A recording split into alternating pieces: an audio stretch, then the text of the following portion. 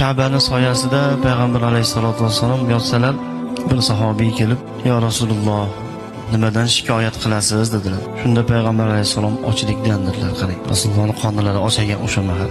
Shunda haligi sahobiy yig'lab, "Sizni qoningiz ossa-yu, men shundoq yurarmidim" deb orqalariga sekin qaytib bir xurmozorga borib, ana shu xurmozorning egasi bilan bir bitim qildiki, "Ke mana shu xurmoyini sug'orib beraman, har bir paqiriga bir donadan xurmo berasan."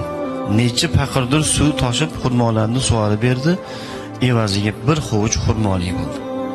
Haligi xurmoni olib kelib, haligi sahobiy, "Mana bu xurmolardan yeb oling, mana shu xurmolar bilan qoningizni to'ygizing" dedilar. Payg'ambar alayhisalom haligi xurmolardan olib yerkanlar, "Shu xurmolarni borib ishlab qiynalib men uchun olib keldingmi?" dedilar payg'ambar alayhisalom.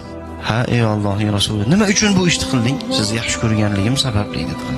Payg'ambar alayhisalom xurmoni yerkanlar, "Ha, meni yaxshi ko'rasanmi?" "Nihoyatda yaxshi ko'raman ya Rasululloh."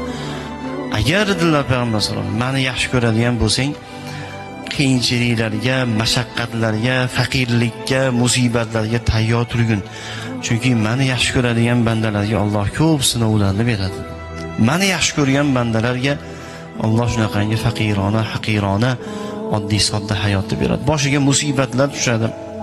Moli bilan sinov beradi, joni bilan sinov beradi, mana shunaqangi qiyinchiliklarni beradi" dedilar azizlar.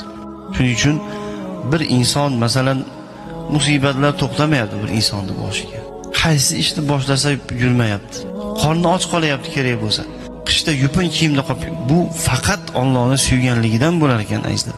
Va payg'ambar alayhisalomni yaxshi ko'rgan bandalarga kelar ekan bunaqangi azizlar musibatlar.